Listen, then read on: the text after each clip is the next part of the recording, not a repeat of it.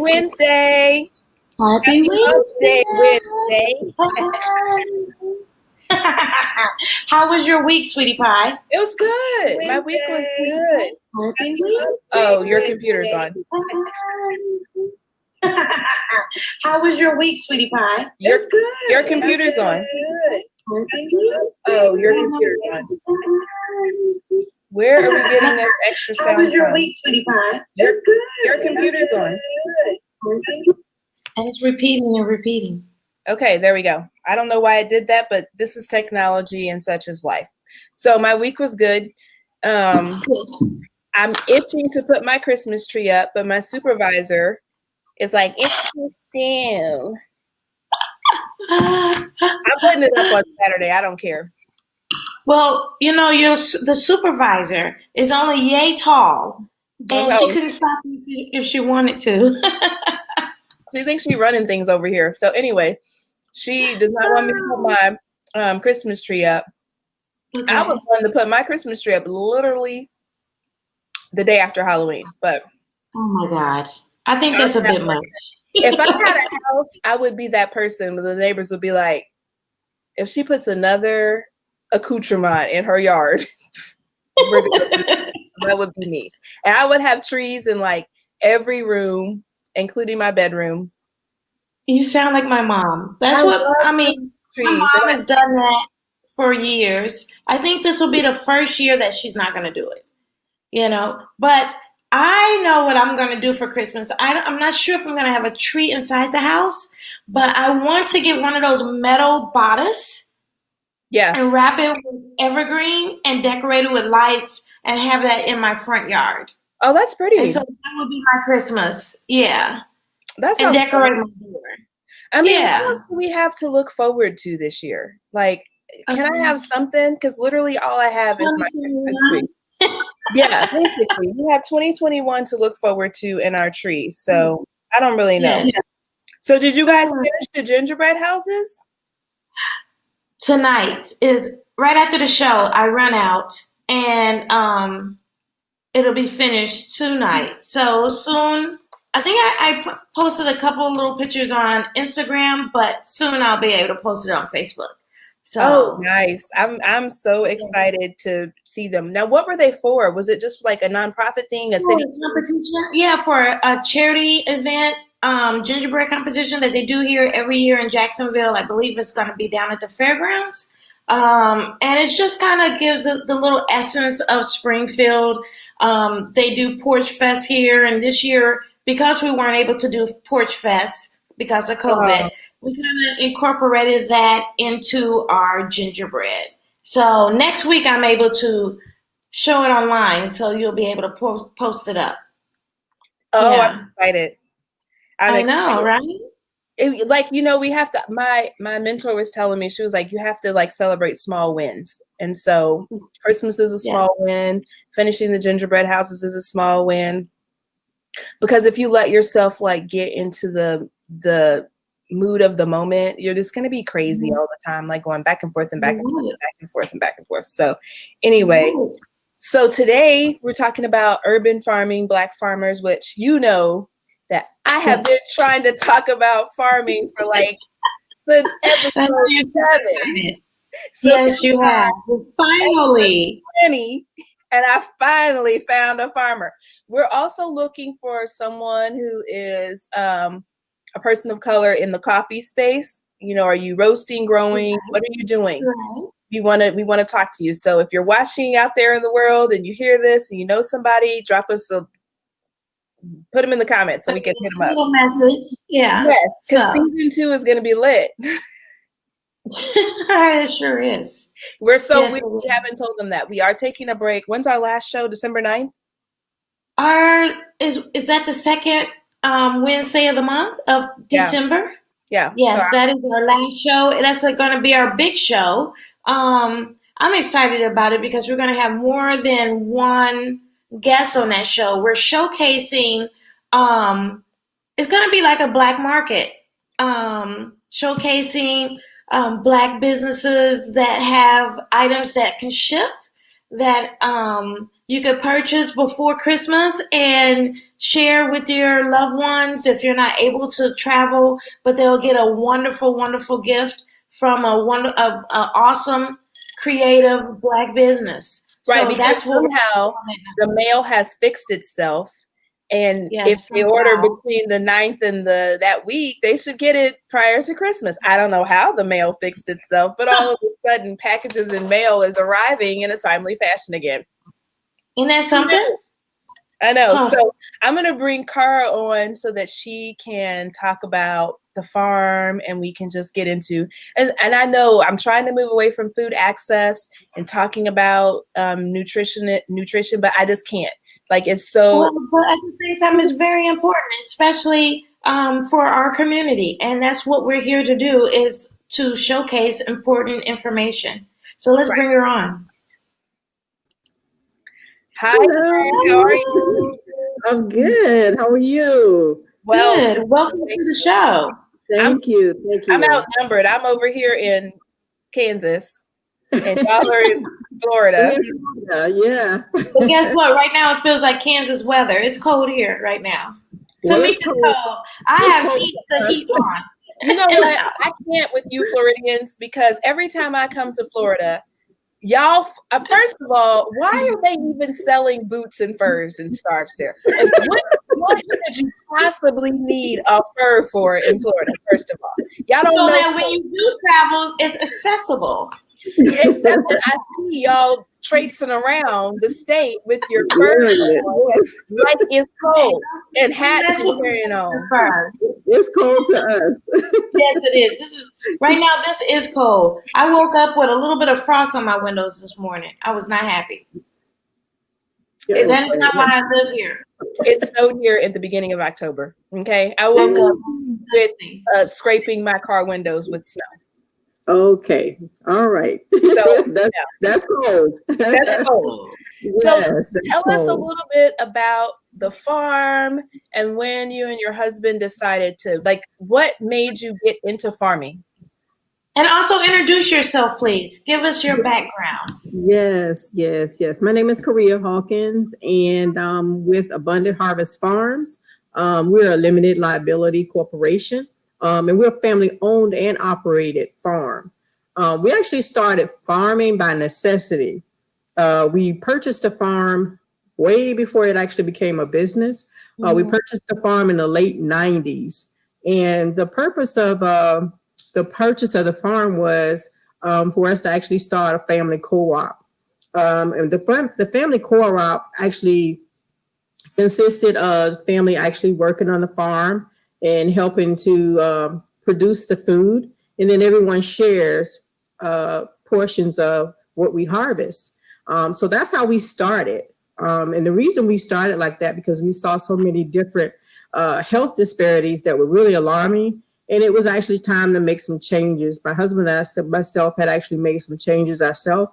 And we wanted to actually bring the family in and kind of encourage them as well. You know, if they work and they see how it actually made changes within our life and how much is actually put into farming itself. You know, they really, they bought into it. And it actually helped a lot, because my family learned the importance of eating healthier, eating fresh. Right. And a lot of us actually, our family members actually learn work ethics, because farming is not easy. No, it's not. Now, you said that you did this in the early 90s. So how was that in the early 90s, being, thinking ahead into the future? Because back in the early 90s, people weren't thinking like that. Let's go buy a family farm. Let's grow healthy, think healthy, move healthy. Tell me that feeling. Tell me what the world around that, what it was about at that time. It feels like a fad now, but this seems like something you were doing before it was the thing to do. Yeah, it is more of a fad now, but back then, there are a lot of things that actually transpired within our families that we knew we had to make some changes, and we had kids, and we wanted to kind of bring them up in, a more spacious area, come out of the city, and so we found the farm. But what actually sparked my interest in purchasing a farm versus than purchasing just a larger home was that I grew up in the summers going to Georgia, and my family on my dad's side, everyone farmed. Right. And what they did was actually a form of what we actually did as well. But it was actually by necessity for them as well. Everyone grew something and they shared it. So they had they had everything that they needed. Somebody had chickens, someone grew corn, someone grew potatoes. So everyone actually shared what they grew, and they had more than enough. And this is like, to me, like the idea of what true soul food is that you guys are co-oping and you're working together as a family. You guys probably did canning and preserving, and I still do. Stock the family pantries for the whole season.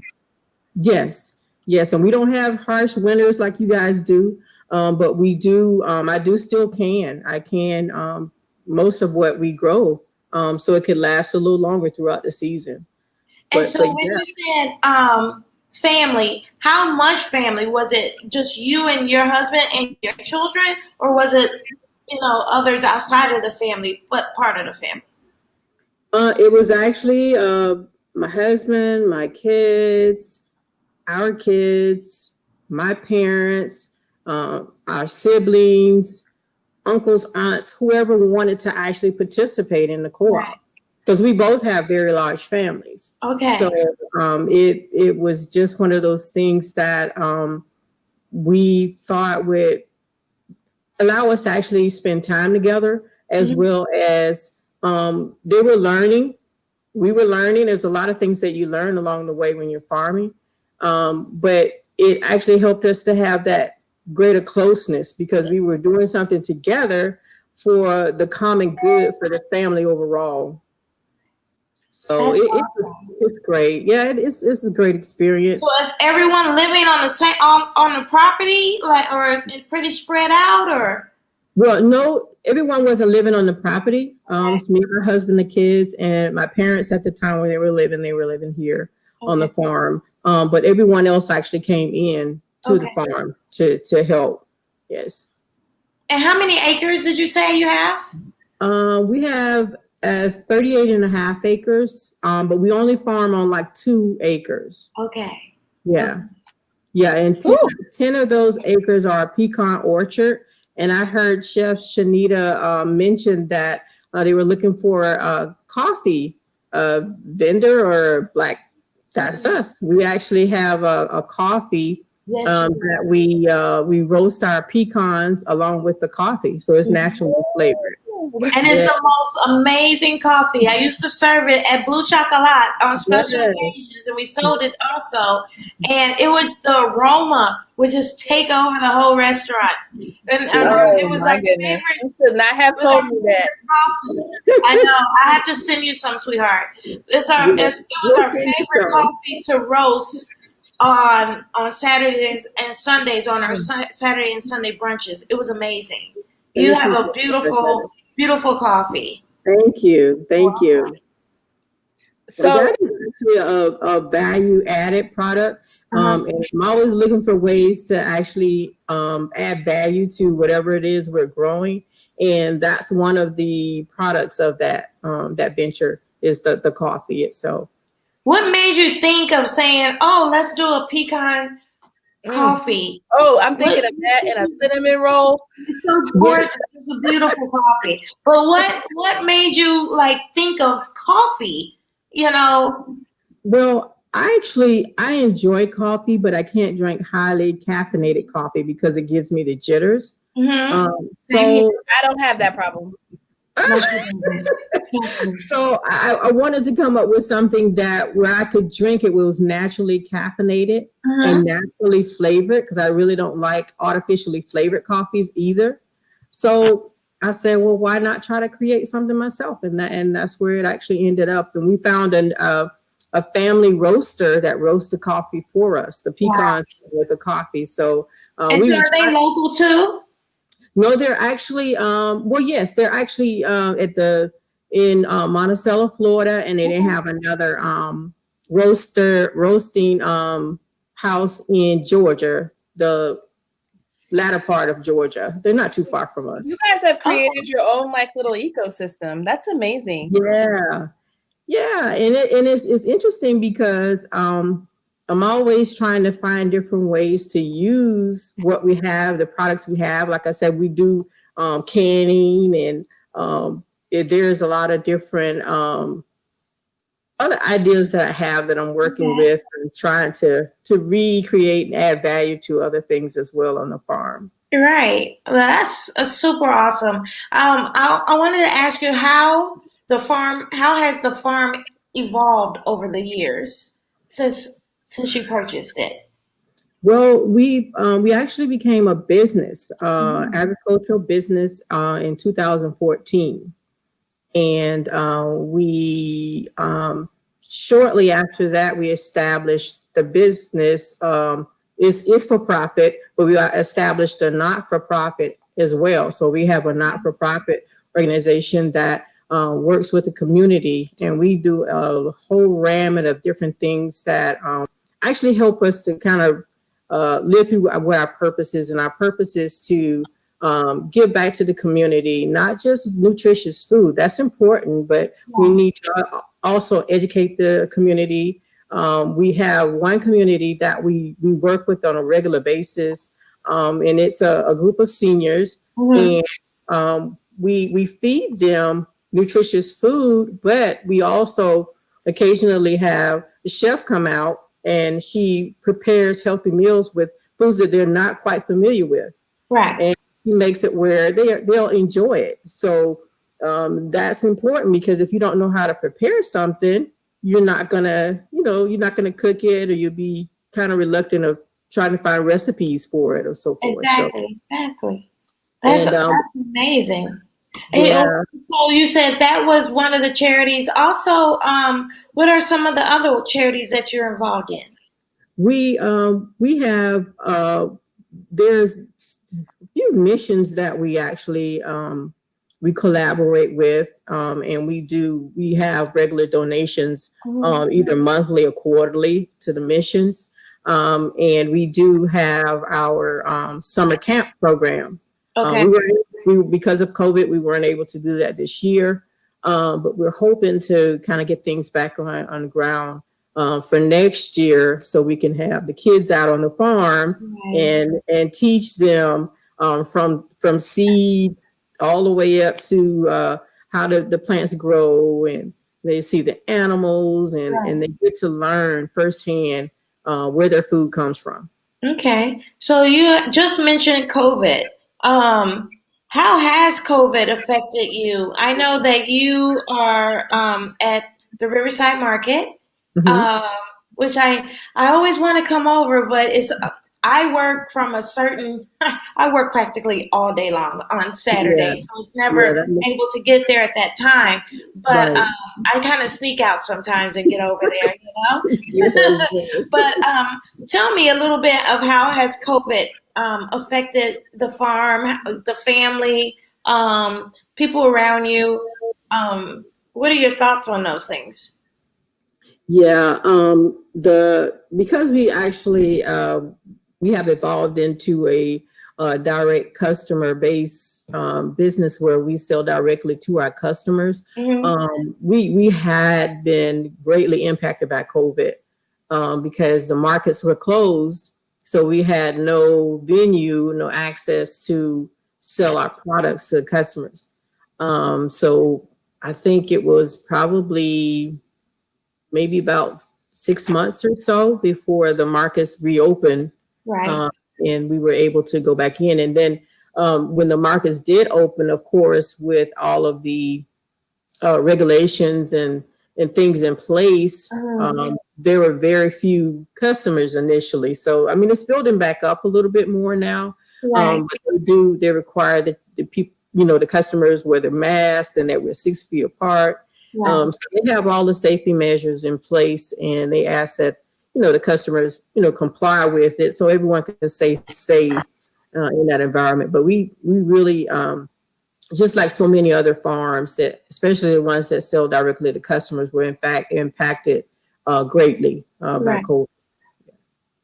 Well, I'm very happy that you guys are surviving and able to continue. We've had quite a few hurricanes and tropical storms lately. How is that affecting the farms also? This has been a wacky kind of, the last 3 years have been a wacky kind of weather. So it really has, and lately, the weather has been so off kilter, off season. So what I mean by that is the seasons are not true seasons any longer. So like even the storm seasons are different. The winters are either not as harsh or too hot, so that actually affects the winter vegetables. Right. And then for the summer, it's extremely hot, and that affects the summer vegetables. So the weather's been really out of whack.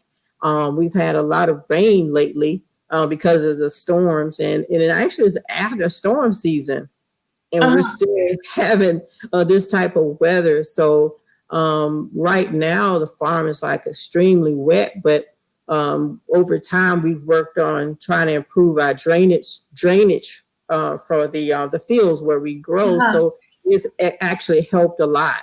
Putting that work in to make sure it drains properly in the fields. Right. And as you said, it's been pretty wet. It rained majority of all last week, and now first 3 days of this week it's cold. And then turns around this Saturday is going to be back in the 80s. How do you work around that to your daily process of farming? It's difficult because it's the weather's so drastic. Like in the mornings, it's like really super cool. In the daytime, we're maybe in the 80s or whatever. But we plant seasonally, so the vegetables that we have down now, for instance, are the winter vegetables. So they actually they can adapt more to the cooler weather, and we're not having the cooler weather all day. So we'll have 80s and high 80s and a little bit of cool weather in the evening and at night. So we really have to kind of watch and monitor and give them what they need and keep everything nourished in order for it to survive these extreme temperatures that we're having right now.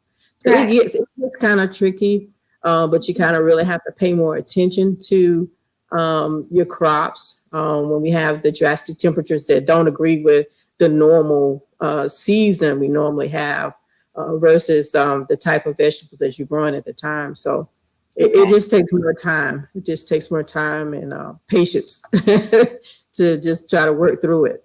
Right. Do the best you can. I grew up on a few little acres in southern Illinois the first 13 years of my life, along with my grandparents, great aunt, and two great aunts, and two aunts, and me and my mom. So we had 5 houses in a row. And then there was the land behind.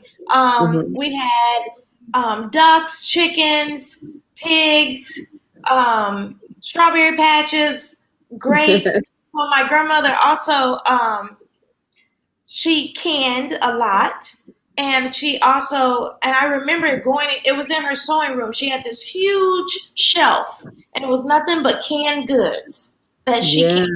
From the green beans to the tomatoes to, her beans to, it was like amazing. Like I feel like I'm walking in there right now, and I could see everything, and everything was beautiful, vibrant colors. She did our grape jelly or strawberry jelly. Like that was like awesome because we would make homemade rolls. That's the reason why I'm a chef, is because of my grandmother and my mom saw the passion in me. Right. I'm a chef because I wasn't outdoorsy.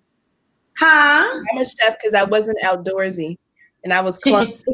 And the best place for a clumsy, not so outdoorsy child is in the kitchen. So she doesn't know herself. But what I was gonna say was, I remember Grandma had this book on the side of the shelf and all her canned goods, and it was her journal, and it was her garden journal. So I'm right, and so throughout the seasons, and what from year to year, what she planted, even in her front yard, she had like right underneath the kitchen window was a whole nother little garden, like with her herbs and fresh tomatoes, those things that she didn't want to go out in the back to go get and pick. But do you guys keep a journal? After saying all that, that was my question: is do you keep like a farmer's journal? And what is it? Is it called the almanac? Am I pronouncing that right? The almanac is like weather, right? Yeah, right? we actually do play it by the almanac because that's about as close as you could get to being in line with the true weather. Okay. And the almanac goes by the moon, when the moon goes through the different phases. Okay. And it really does work. We plant by the almanac. Okay. But you were making reference to like your grandmother. Yes. We keep what it's like a journal, but it's a log book. Okay. Where we just log in, what we plan to plant, what we plant during the season, how much of what we grew. But yeah, we log down things from year to year. We look back, and it's so drastically different as far as the weather. We've noticed that level of accuracy on a farmer's almanac, because I feel like some meteorologists here need that, and so I may go ahead and buy some farmer's almanacs and send them out because they're really silly. Here, they have like a dartboard, and they're like, they just go for it. Like, okay, it landed on rain. It's rain today. You're like, yeah. The almanac, I tell you, it really is good because it tells you, and they've used it for like many, many years. And for a long time, there was no cost for the almanac. They charge for it now, but it tells you when to plant in the ground, when to plant root vegetables, when to not plant. So yeah, it's really, really good. And a lot of people ask, where do I get started with farming? How do I know this and that? And I was like, get your almanac. Yeah. And then that's one way to get started with knowing what to plant when. And then, it has the seasons in there, and it's very pretty as close as you possibly could get. Okay. Yeah. And so also you said you have animals on your farm. Tell us what you have. We have beef cattle, and we have chickens, and we have pigs. So that's mainly the animals. When the kids were growing up, we had a lot more animals because we had a lot more hands to take care of them. But we downsized, so we just mostly now we just have the beef cattle, the chickens, and the pigs right now. And so are they quite valuable to you? As in, are you making a profit off of these animals that you have on your farm? Well, the beef cattle, we for a long time now we haven't actually harvest any of the meat for sale. We haven't for a long time, but at one time we did. We would actually have orders for like a whole cow or, for different families. But we haven't for a while with the cows. We do have the chickens that we have. They're not meat chickens. They're egg producing chickens. Oh, what's the difference? I didn't know that there was a difference. I thought all chickens were for meat. No, the egg producing chickens, they're actually, from what I understand, the meat texture of the meat's kind of different. So they say it has a different taste. We've never eaten the egg producing chicken, so I couldn't tell you the difference in the taste. But they said that the meat is what actually is the difference between that one and the one that you eat. So, and it's kind of tough, from what I understand. It's not. It's something that you really wouldn't want to eat. You have to stew that chicken They say you have to cook it longer, Yeah. and it does. They say it has a different texture. Right. So I can't attest to that because, like I said, we've never eaten the egg producing chickens. But there are some farms that they do have chickens just for the production of meat, and it's a different type of chicken. Yeah. And so, do you have your chickens that you producing with your eggs? Are they like the Easter? You know, they have all these different type of eggs. Are they Easter eggs? Are they, what kind do you have? We have some that they call Easter eggers, where they have like the bluish green eggs, but the majority of our eggs are brown eggs. Okay. Yeah, we have a lot of Americana chickens, but most of our eggs, the majority of them are brown eggs, but we do have some bluish green looking eggs. They're bluish green tinted. They're really pretty eggs. Right. And do you sell those at the market also? We do. Okay. Yeah, we sell brown eggs at the market. Awesome. So you guys talked about that already, but I'm going to bring it back to this. As we're moving into another round of COVID shutdowns. I know that you guys are more of a red state than we are here. We're kind of damn red. We have a Republican, everything else, and a Democratic governor. So that's always super duper fun because they're never on the same page. But do you guys have contingencies on the market and how you're going to, and I hate the word pivot because I feel like it's like the word of the like new normal and pivot are the words of the moment. But have you guys thought about how you're going to deal with the market and, moving forward? Because I've had conversations with other farmers that are not farmers of color, but they're like, they had trouble getting their products to market. Like a lady that I follow here, they do cattle. So then she created these boxes where she was like basically delivering them to your doorstep during the shutdown. So because she wasn't selling it in restaurants and grocery stores, so she was selling it like directly to you. And she used her Instagram page to like set all that up. Have you guys done anything like that? When COVID, when they shut down the markets that we were selling our products at, we actually did have a few locations that actually 2 locations that we set up at with a couple other vendors. And our customers came there. The ones that we were able to get the word out to, they came there. But it was drastic because us actually being different locations, and then we didn't have the connections with all of our customers. Our business was dramatically impacted by that transition. So it was about 5 or 6 months before we were able to actually get back into the market arena, and then start picking back up a little bit.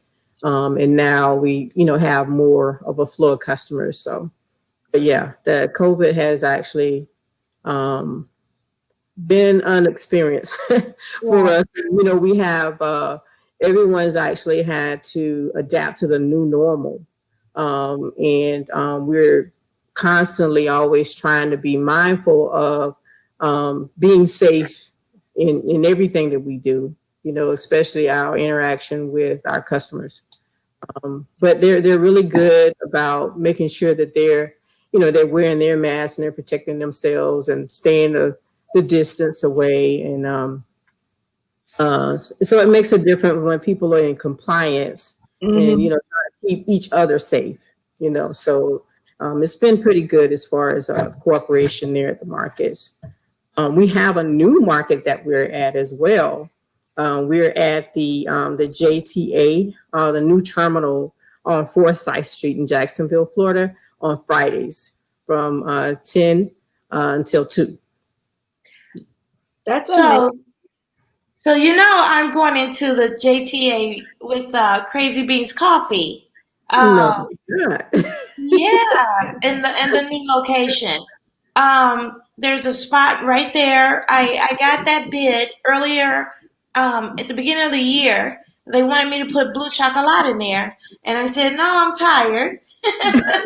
And I spoke with the company that I work with now, and told them about the bid, and they said let's go. So we start construction within the next 5 days. And we should be open at the end of December. Oh, wow. So you guys will be there every day of the week? 7 days a week. Oh, I mean, we're building out a coffee shop right inside. Oh, that's wonderful. That's where we are on Fridays. We're there in the middle of the terminal area. And we just set up our little market right there. And so we have access to the whole area. We have access to the customers, the employees, the bus drivers, everyone. So we actually do some things a little different than what we do at the regular market. We make fresh fruit snack packs, things that you can actually take that's fresh and go. Yeah. That's awesome. So it actually gives them healthier options instead of the snack machine. Right. So do you have like, I'm like the marketing brain in me is like, how do you contact your customers? Because you've been at this since the 90s, right? You guys just have No, we've actually had the farm since the 90s. We actually became a business in 2014. So 2014, you've been the business part of it, but you're not, there's all these young and up and coming entrepreneurs who feel like you got to have an Instagram and you have to have a Twitter and a Snapchat and a this and a that. And you guys you're maintaining a consistent level of success and without all the bells and whistles. So how do you communicate with your customers? And then how did you build that strong following where you don't need to do all this extra stuff to market the business? For the farm, we do have we have a website and we do have a Facebook page, and that's pretty much it. That's how we actually communicate with our customers. And that's how we were able to keep in contact with them during the shutdown. But they actually have contact with us. So they can actually contact us for different information. They want to find out where we are. So we just kind of keep the lines of communication open.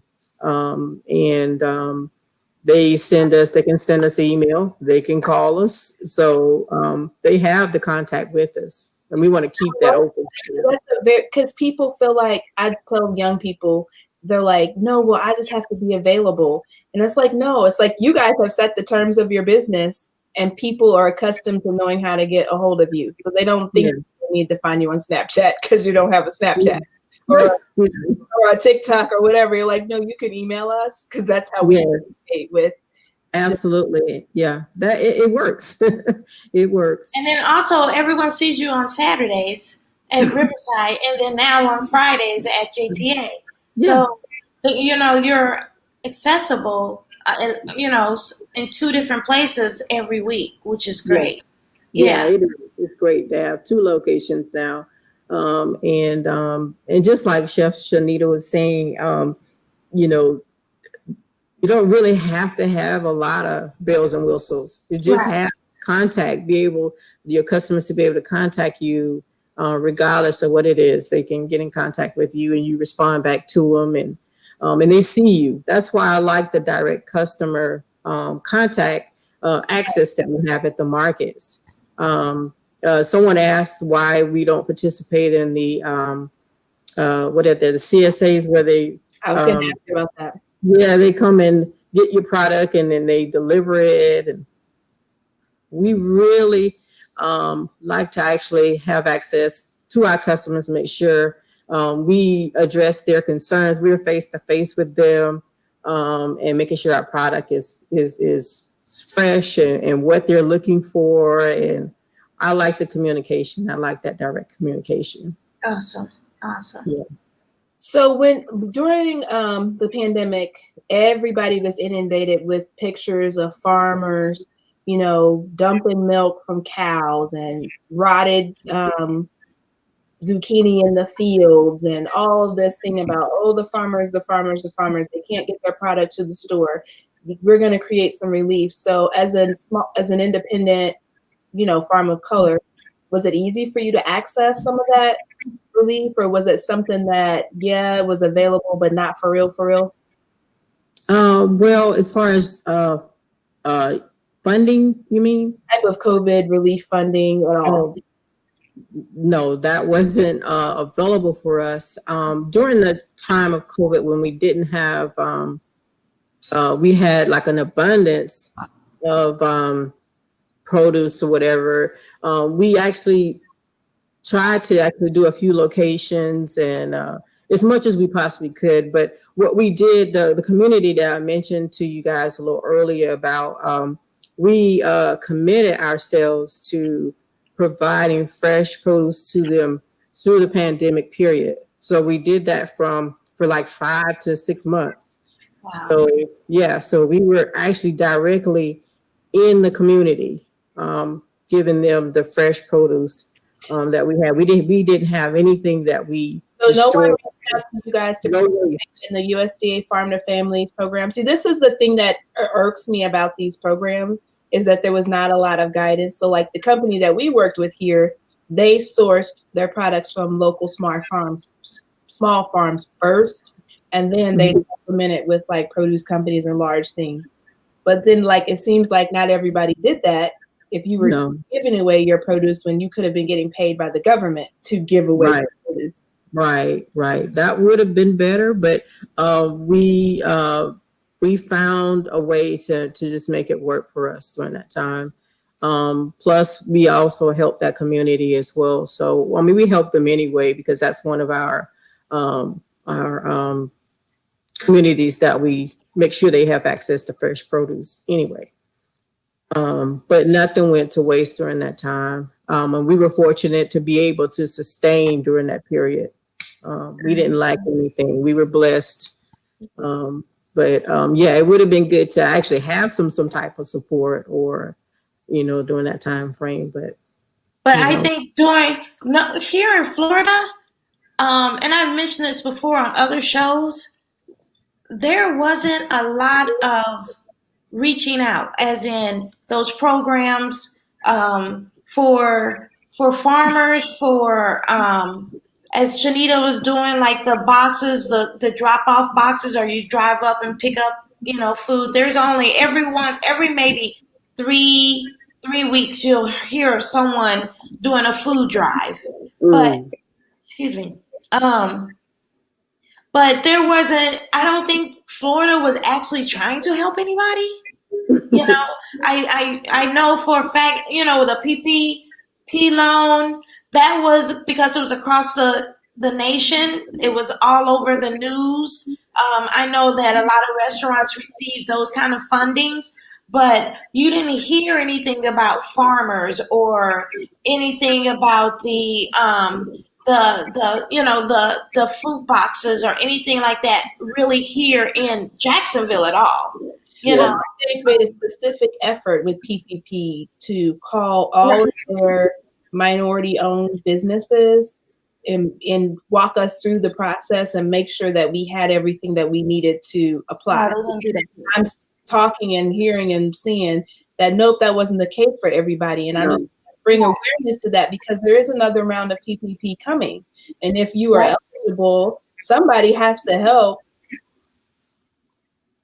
Who's going to be responsible for making sure that the small businesses, the independent businesses that need it actually are able to access this funding this time, not the Lakers and Amazon and Shake Shack. Yeah. They don't need PPP. You guys have assets on your books that you can sell. Right. Exactly. Exactly. That's unfortunate. Millions of dollars. They can go without a check. Yeah, and the smaller businesses suffered, and some of them didn't make it through that time period, unfortunately, because of that. They had no help whatsoever. But like I said, we were fortunate to be able to sustain during that time and just make it work. But there was no help. There. It should have been because we're food suppliers. But it was just not available for the smaller businesses. Or it was available, but not, offered to the smaller businesses. Not accessible. It is available, but no one not accessible. Yeah.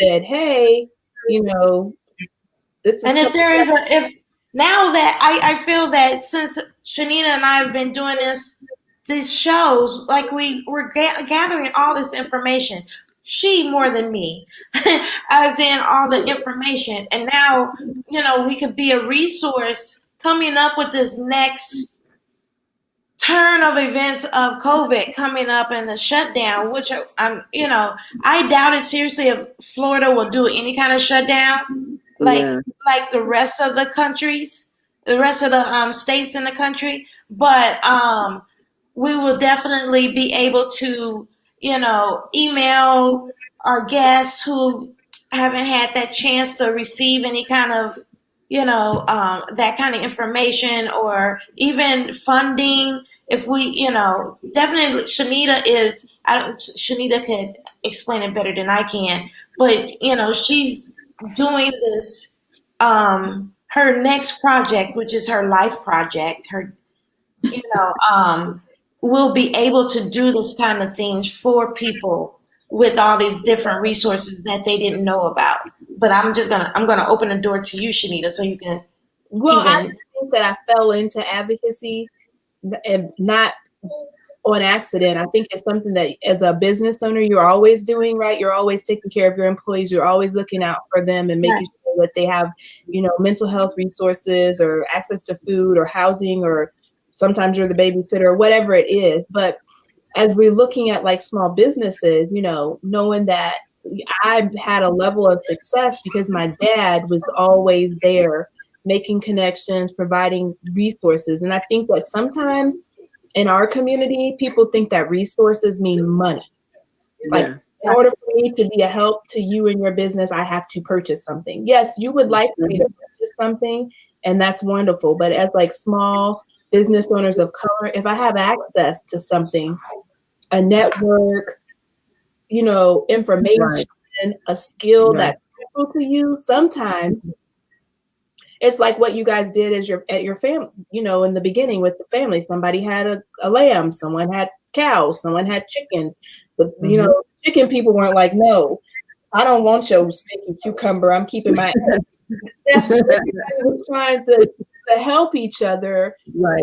If you're successful, then I'm successful. So I'm hoping to help educate people in our minority community so that get back to that phase where we're helping each other. Because if you think about for me, it would be like my grandparents and my great grandparents prior to segregation, and probably my parents, and where they lived, we had our own businesses and we had our own community resources, and we were there to help each other. If Miss owned the dry cleaning store and she was short staffed and you owned the grocery store, you would send your work. Right.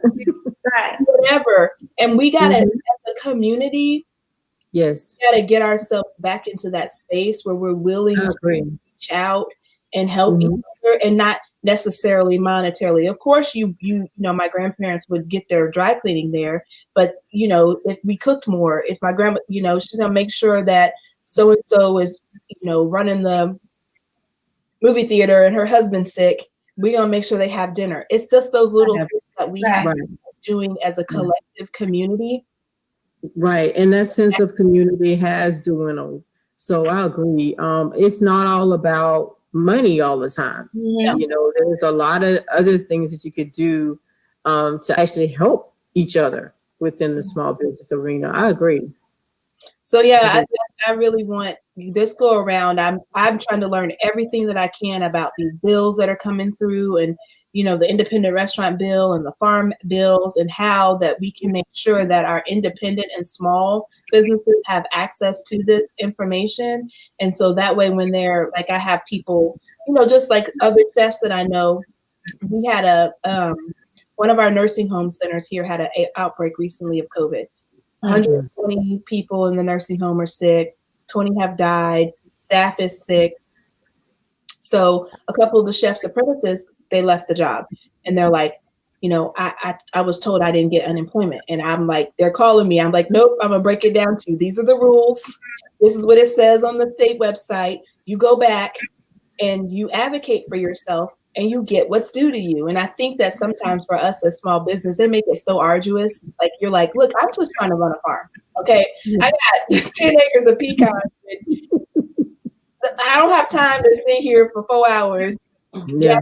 Paperwork. Can you please, make this process a little bit more simpler? And I'm hoping this new administration will break down some of this bureaucratic red tape that, makes small businesses and independent businesses not want to even try, because it looks so daunting. When you get the application in your email, you're like, oh God. It's overwhelming sometimes. Okay, so 10 minutes left. And your industry obviously is a little bit different than what we do in food industry, but I always have the same question for every single person. It came out of like, I'm a weirdo, and every like big birthday, 20, 30, 40, I always have these like quasi-life crises where I'm like, oh God, I suck. I didn't do anything with my life. It's still cancer. People are hungry. What is wrong with me? So my therapist was like, girl, get it together. COVID is a big reset. So I just want to know, in this time that you've had down, what is something that you feel like, personally and for your business that, like, this is how we were functioning, or this is how I was functioning prior to this, but I'm not going to do that anymore. And then as your like farming industry, something that you want people to leave, like for our food catering, we've already decided that y'all can't call us after 2020 talking about I got $12 a person. You don't have a caterer. Right. Why are you calling me? So things like that.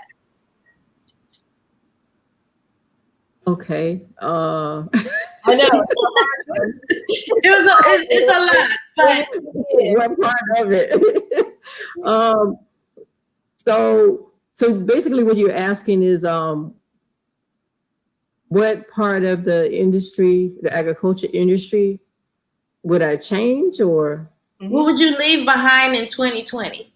It's like a norm, something that's normal in your business that's been acceptable. And then you're like, nope, that should stay in 2020. And moving forward, this norm has got to go. Okay. Oh goodness, that's a good one. Well, trying to narrow it down to one thing, actually. I would say because we're in the 2%, and it may be a little less than that right now, of the population of Black farmers, I would say there's actually not much community cooperation between farms. And we're pretty much, I would say, independently alone. So everything that we do on our own. So we don't have too much collaboration with other minority farms, because there's none, not in our area. Okay.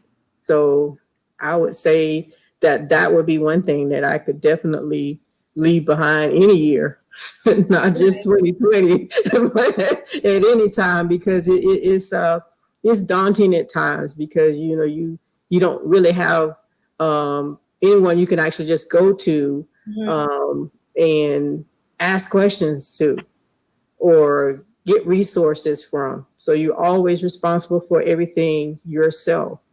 So that gets a little bit challenging at times, but we make it work the best we can. Right. And so go ahead, Shanita. The second part of the question. I'm sorry. What's your personal thing? Your personal thing that you're going to leave in 2020 COVID? Like how are you changing? You've had this time to like reset, pause. My personal thing. Just like, so for me, I would find more time for myself. So like I would not have I'm still working on it, because I'm still going through it. I'm still learning, but how to unclutter my calendar so that I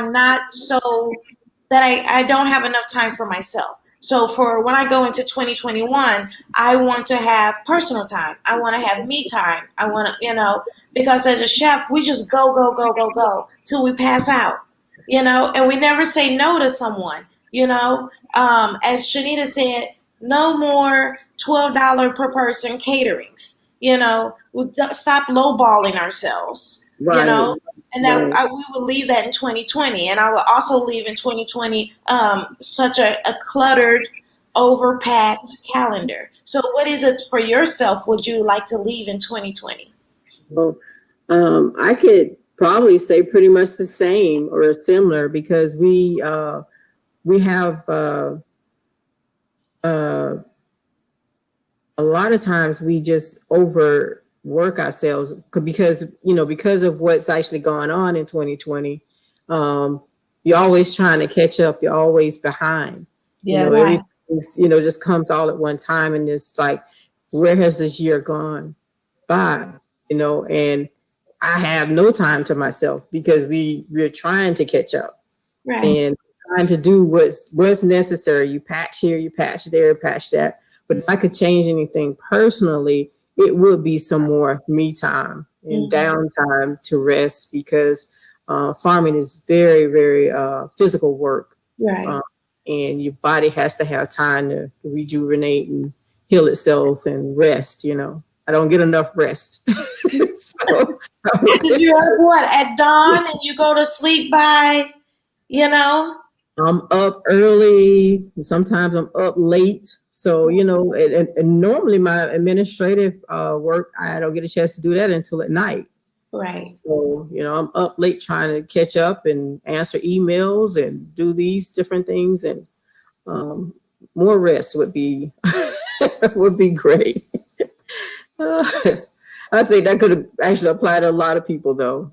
Sometimes, especially if you have your own business, you tend to, kind of put other things on the back burner, and self comes last, and it shouldn't be that way. Right, right.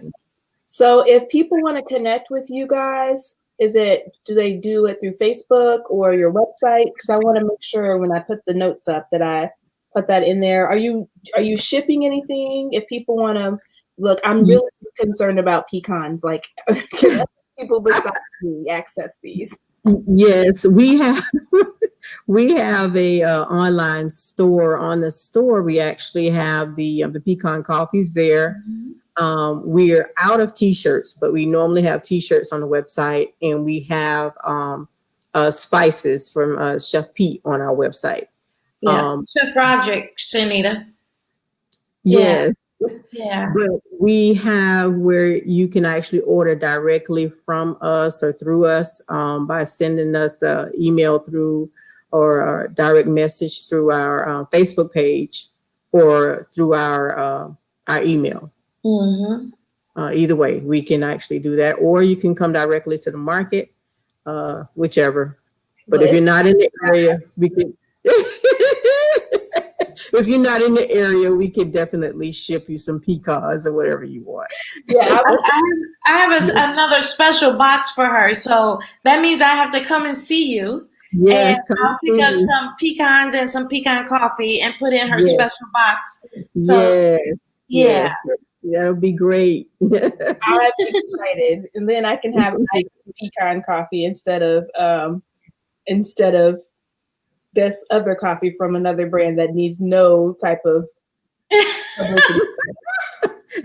Yes. Well, I just want to say thank you so much for coming on the show, and showcasing your love and your passion as a Black woman farmer, as a Black family farm in an area that is not so easy, and during a time that's not so easy. So I just want to say that we appreciate you, and we thank you, and we look forward to seeing all the new things that you're about to do. Absolutely. Thank you so much for having me tonight. Thank you. And this has been another Wednesday. We have a few more episodes. I know, I'm finally getting it together. You're getting it. We only have what? 3 more episodes left? I finally got the date right. Episodes until our end of season 1 and holidays, and then we'll be back 2 in January. And Lord willing, maybe season 3 will be a road show, and we're like, who's to say that the second end of season 2 might be a road it show? might. It might. So that'll be fun. So we can check in on all of the people that we've talked with before. So thank you guys for watching, and we will see you guys back here next Wednesday. 7:30.